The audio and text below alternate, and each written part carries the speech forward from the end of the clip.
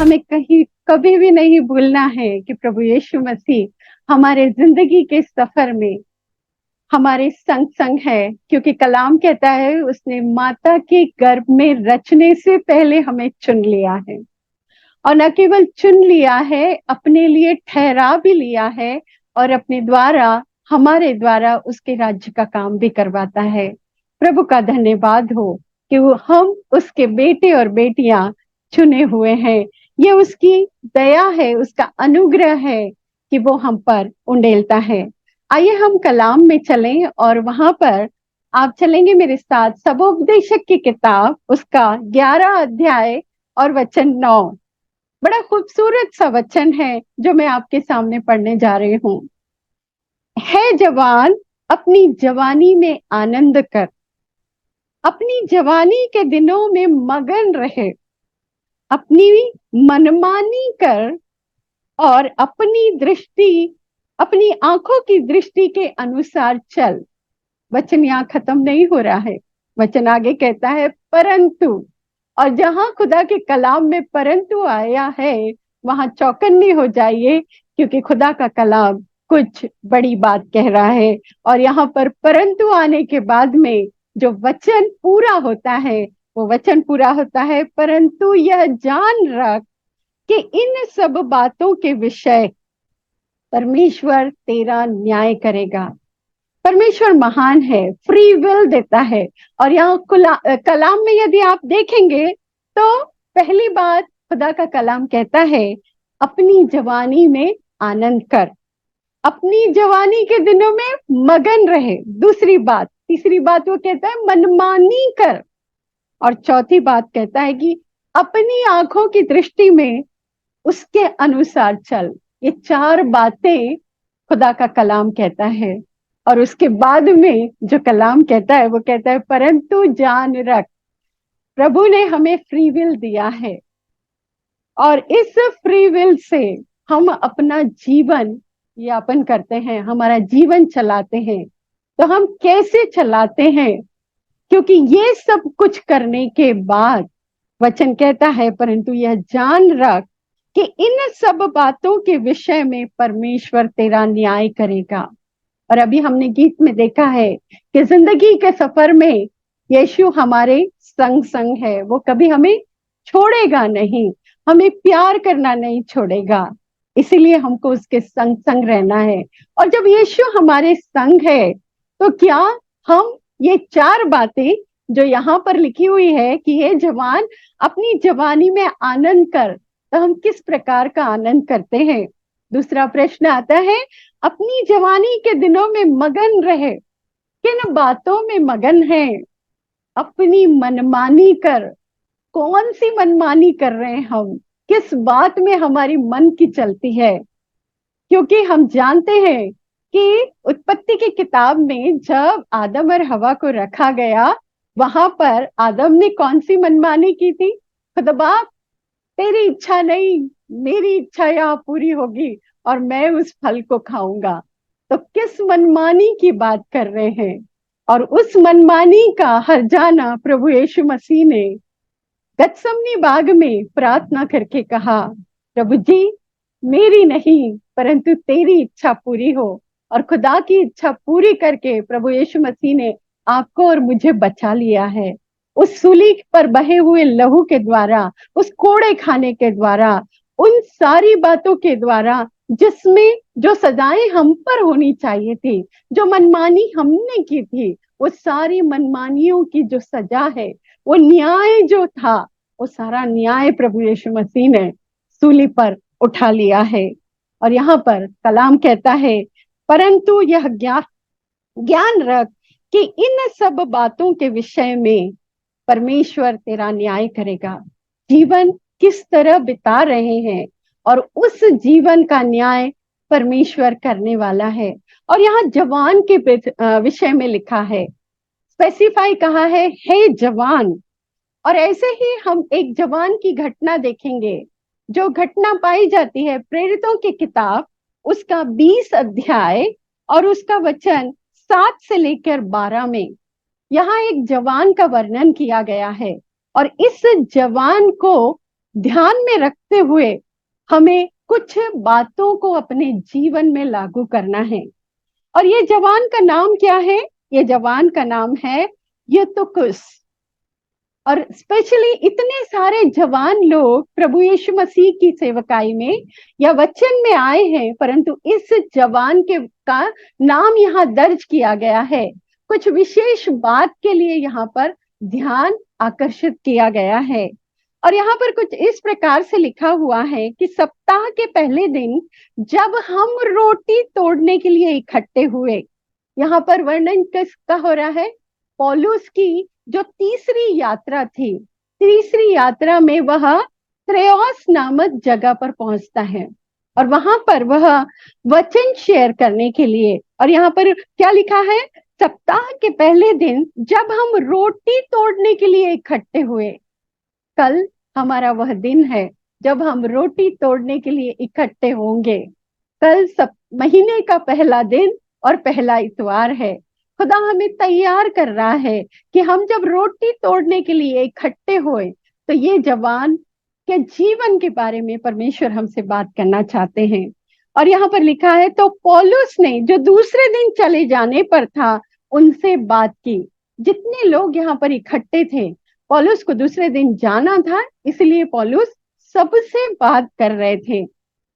और बात करते करते कितना समय बीता? यदि कलाम आपके पास में है तो ये कलाम निकालेंगे और उसके साथ साथ चलेंगे। और यहाँ पर समय का भी वर्णन दिया गया है। और आधी रात तक बातें करता रहा। खुदा के कलाम में, खुदा की बातें करने में वह ऐसा धुन था कि उसे समय का ध्यान नहीं था। न केवल पौलुस, पर वहां पर जितने लोग जमा हुए थे वे सारे के सारे खुदा का कलाम सुनने के लिए, पौलुस से कुछ सीखने के लिए यहाँ पर इकट्ठा हुए थे। जिस अटारी पर हम इकट्ठे थे उसमें बहुत दिए जल रहे थे। उस समय जैसा ट्यूबलाइट और बड़ी बड़ी रोशनियां, सर्च लाइट ऐसी नहीं हुआ करती थी। दियों की रोशनी में यहाँ पर सभा चल रही थी।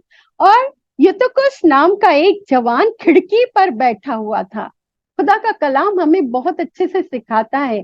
यहाँ पर वो कहता है, कलाम कहता है कि वो खिड़की पे बैठा था।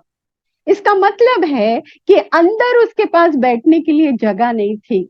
आज की तरह जैसे हम चर्चेस में जाते हैं, बड़े बड़े सोफे, एयर कंडीशनर, बड़ी अच्छी कुर्सियां, ये सारी सुविधाएं खुदा बाप ने हमें दी हैं और हमें आराम से बैठकर हम खुदा का कलाम सुनते हैं।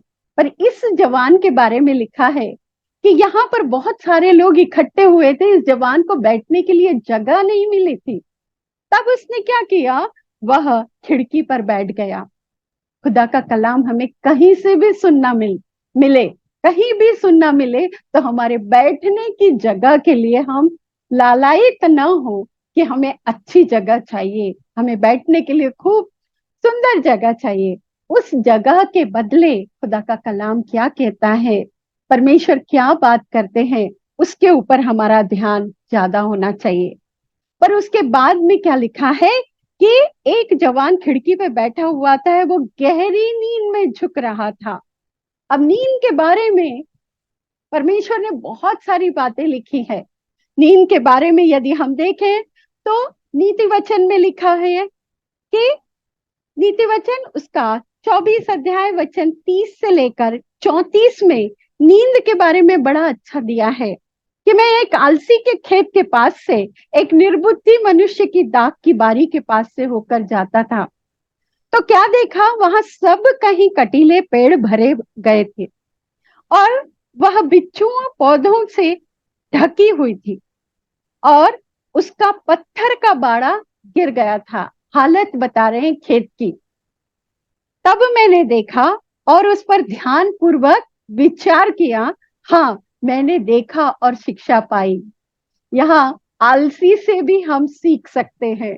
खुदा बाप एक आलसी के जीवन से भी हमें सिखाता है। क्या सिखाता है? छोटी सी नींद, एक और झपकी, थोड़ी देर हाथ पे हाथ रख के और लेटे रहना किसकी निशानी है? तेरे कंगालपन की निशानी है। कंगालपन डाकू के समान होता है। और एक उपमा दी है, कंगालपन डाकू के समान में होता है। तेरी घटी हथियार बंद मनुष्य के समान आ पड़ेगी। ये जो हमारी नींद है, हमारी थोड़ी सी झपकी है, वह हमारे लिए कंगालपन को लेकर आती है। और ऐसे समय घटी हमारे सामने आती है, घटी अर्थात हमारे जीवन की कमियां हमारे सामने आ जाती है।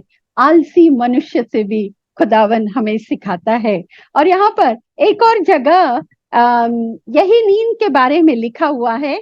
यदि आप नीति वचन की किताब उसका 6 अध्याय और उसका वचन 8 से देखेंगे, 8 से लेकर 11 तक यदि आप देखेंगे, तो वहां पर परमेश्वर ने चींटी का उदाहरण दिया है। चींटी धूप काल में जोड़ती है और अपना संचय करती है, ताकि कटनी के समय अपनी जो भोजन वस्तु है वो बटरती है। उसका कोई राजा नहीं होता, उसको कोई रास्ता नहीं दिखाता है। परंतु यहाँ चींटी से भी सीखने लायक बात हमारे लिए लिखी है। कुछ और सो लेना, थोड़ी सी नींद, एक और झपकी, थोड़ा और छाती पर हाथ रख कर लेटे रहना, यह सब क्या लेके जाता है? कंगालपन को लेके जाता है। कभी कभी ये कंगालपन हमारे वचनों में भी आता है। जब हम कलाम को सुनते हैं और हमारी आंखें बंद होती है, हमें हल्की झपकी आती है और हम उस हल्की झपकी में कलाम को सुनते हैं। यह समय न केवल भोज्य वस्तु के बारे में लिखा गया है, यहाँ कंगालपन, वचनों के कंगालपन के बारे में भी लिखा गया है। वो वचन जो पुलपिट से बोले जाते हैं, वह वचन हमारी नींद की झपकी में हम सुन नहीं पाते हैं, और यहाँ पर हमें वचनों के कंगालपन में हम चले जाते हैं। परंतु यहाँ पर ये जवान के बारे में यदि हम सोचते हैं, तो जवान दिन भर नौकरी करके, दिन भर काम करके, क्योंकि ये तो किसके बारे में ऐसा कुछ ज्यादा जानकारी नहीं है, तो हम इसको पॉजिटिव लेकर यदि सोचे, तो दिन भर वो काम करने के बाद में भी वो खुदा के कलाम के लिए बैठ रहा है। उस आधी रात तक बात हो रही है, निश्चित ही उसे नींद आ रही है, इसमें कोई शक नहीं है। क्योंकि आत्मा तो तैयार रहती है, परंतु शरीर दुर्बल हो जाता है। शरीर उन बातों को सह नहीं पाता है और यह झुक जाता है और नींद के झोंके से तीसरी अटारी से गिर जाता है। यहाँ हम एक डिस्टरबेंस को देखते हैं कि अच्छा कलाम चल रहा है और एक जवान व्यक्ति नींद के झोंके से नीचे गिर गया। दो दृष्टि में देखिए इसको। कलाम के बारे में यदि उसके पास जानकारी नहीं है, या उसका शरीर साथ नहीं दे रहा, आत्मिक और शारीरिक दोनों बातों को यहाँ पर हमें सोचना है, मनन करना है। क्योंकि हम डिवोशन में बैठे हैं, हम डिवोशन कर रहे हैं, मनन कर रहे हैं, तो ये बात जरूर मनन कीजिएगा कि वह गिर पड़ा और वहां पर एक डिस्टरबेंस हुआ और लोगों ने कहा कि वह क्या है, मरा हुआ उठाया गया। पर जब जब हम रोटी तोड़ने के लिए, हम संगति करने के लिए और हम वचन सुनने के लिए इकट्ठा होते हैं, क्योंकि वचन जीवन है, जीवन कहीं नहीं जाता। और वही चीज यहाँ पौलुस कह रहे हैं कि घबराओ नहीं, क्योंकि उसका प्राण उसी में है। यह बहुत बड़ी बात है कि वो जवान तीसरी अटारी से गिर रहा है। लोग कह रहे हैं कि वह मर गया है, परंतु पौलुस कह रहे हैं कि घबराओ नहीं, उसका प्राण उसी में है। क्योंकि वो कहाँ पर था, किस स्थान पे पाया जा रहा था? वह कहाँ आया था? रोटी तोड़ने। वह कहाँ आया था? संगति करने। वह कहाँ आया था? वचन की शिक्षा पाने के लिए। और जहाँ वचन है वहां जीवन है, उससे जीवन कोई भी छीन नहीं सकता। और ठीक ऐसा ही हुआ। पौलुस जाता है और उसको क्या कर लेता है, गले से लिपटा लेता है, उससे लिपट जाता है और गले से लगा के कहता है घबराओ नहीं, क्योंकि उसका प्राण उसी में है। और क्या हुआ उसके बाद? ये होता है कि वो फिर ऊपर जाते हैं, फिर वो तीसरी अटारी पे जाते हैं, फिर से वो सारी बातें शुरू हो जाती है। ये इतनी बड़ी घटना जो है, उनको थोड़ी देर के लिए तो डिस्टर्ब कर दी, परंतु वापस से वो कहाँ चले गए? जीवन में भी बहुत सारे डिस्टरबेंस आते हैं। जीवन में भी हम वचनों से अलग हो जाते हैं, संगति से अलग हो जाते हैं, रोटी तोड़ने से अलग हो जाते हैं। परंतु पौलुस कहता है घबराओ नहीं। वापस जब वो जवान संगति में आता है, देखिए वापस जवान संगति में आया और पौलुस ने क्या किया, पूरी रात तक, यानी कि पौ फटने तक, जब पौ फट गई तब तक वो वचन की शिक्षा देता रहा, वचनों की बातें करता रहा, यीशु मसीह के बारे में बताता रहा। और अंतिम जो वचन लिखा हुआ है, वहां पर लिखा है कि ये सारी बातें करके पौलुस तो चले गया, परंतु क्या लिखा है, 12वां वचन बड़ा प्रेरणादायी वचन है। ये 3 बातों के लिए बड़ी प्रेरणा देता है, संगति करने, रोटी तोड़ने और वचन की संगति जो है, वचन सुनना, समझना, सीखने की जो संगति है, उसका प्रतिफल लिखा हुआ है वचन 12 में। और वे उस जवान को जीवित ले आए और बहुत शांति पाए। वचन हमें शांति देता है, वचन हमें जीवन देता है। ये जवान का बड़ा सुंदर सा उदाहरण यहाँ पर हमें देखने के लिए मिलता है। नींद के बारे में प्रभु यीशु मसीह ने एक बात कही जो कि पाई जाती है लूका रचित सुसमाचार और उसका 21वां अध्याय और वचन 34 से 36। यदि किसी को मिलता है तो पढ़िएगा। लूका रचित सुसमाचार उसका 21वां अध्याय और वचन 34 से लेकर वचन 36 तक, 34 to 36। यहाँ यूं लिखा हुआ है, इसीलिए सावधान रहो, ऐसा न हो। अब यहाँ पर ध्यान देने वाली बात है कि कैसा न हो। तुम्हारे मन खुमार और मतवालेपन और इस जीवन की चिंताओं से सुस्त हो जाए। नींद के बारे में बात कर रहे हैं और उसके बाद नींद अर्थात सुस्ती जो है वह उसके बारे में बात कर रहे हैं। तो प्रभु यीशु मसीह चेतावनी दे रहे हैं कि इसलिए सावधान रहो, ऐसा ना हो कि तुम्हारे मन खुमार, मतवालेपन और इस जीवन की चिंताओं से सुस्त हो जाए। अंडरलाइन कर लीजिए, सुस्त नहीं होना है, हमेशा हमें जागृत रहना है। और वह दिन तुम पर फंदे के समान अचानक आ पड़े। कौन से दिन की बात कर रहे हैं? प्रभु यीशु मसीह के बादलों पे आने वाला दिन, उस दिन की यहाँ बात कर रहे हैं। क्योंकि प्रभु यीशु मसीह ने हमें नहीं बताया है, वो पिता जानता है कि प्रभु यीशु मसीह का बादलों पे आना कब होगा। तो वह दिन अचानक आ पड़े, कितने छोड़ दिए जाएंगे, कितने उठा लिए जाएंगे। ये खुदा की रहमत रहेगी यदि हम जागते रहें। और यह हमारा काम है कि हम सुस्त न रहे, हमारे मन खुमार से न भरे, मतवालापन हम में ना आए और जीवन की चिंता, इस जीवन की चिंता में हम सुस्त हो जाएं। इस जीवन की चिंता हमें नहीं करना है, क्योंकि इस जीवन की चिंता तो प्रभु ने हमारे लिए सब कुछ कर दी गई है। क्योंकि जैसा मत्ती उसके 6 अध्याय में प्रभु यीशु मसीह कहता है, 6 अध्याय के 33वें वचन में, तुम उसके राज्य और धार्मिकता की खोज करो, ये सारी वस्तुएं तुम्हें मिल जाएगी। वो चिड़ियों का उदाहरण देता है, वो बहुत सारे उदाहरण देता है कि देखो चिड़िया न बोती है न काटती है, फिर भी स्वर्गीय पिता उन्हें खिलाता है। तो वो वचन यहाँ कहता है, इस जीवन के चिंता तुम मत करते हुए या चिंता करते हुए तुम सुस्त ना पड़ो। और किस लिए जागते रहो? क्योंकि पृथ्वी पर क्योंकि वह सारी पृथ्वी के सब रहने वालों पर इसी प्रकार अचानक आ पड़ेगा। पूरे लोगों पर एक साथ होगा, जो भी होगा, सिर्फ मसीहों के लिए नहीं परंतु संसार के हर किसी के लिए। इसीलिए जागते रहो और हर समय प्रार्थना करते रहो। अब प्रार्थना क्यों करना है, यहाँ प्रभु यीशु मसीह ने विषय दिए हैं। पहला विषय है कि तुम इन सब आने वाली घटनाओं से बचो, इनसे बचने के लिए प्रार्थना करो और मनुष्य के पुत्र के सामने खड़े होने के योग्य बनो। प्रार्थना करने के ये 2 बड़े विषय प्रभु यीशु मसीह ने कहा कि जागते रहो और प्रार्थना करते रहो। तुम्हारा मन मतवालेपन में ना रहे, तुम्हारा मन खुमार से ना भरे, न तुम्हारा मन शरीर की सुस्ती या चिंताओं से न घिरने पाए। इस तरह की जो बातें हैं वो यहाँ पर लिखी गई है। और प्रभु यीशु मसीह स्वयं कहते हैं, जागते रहो और प्रार्थना करते रहो।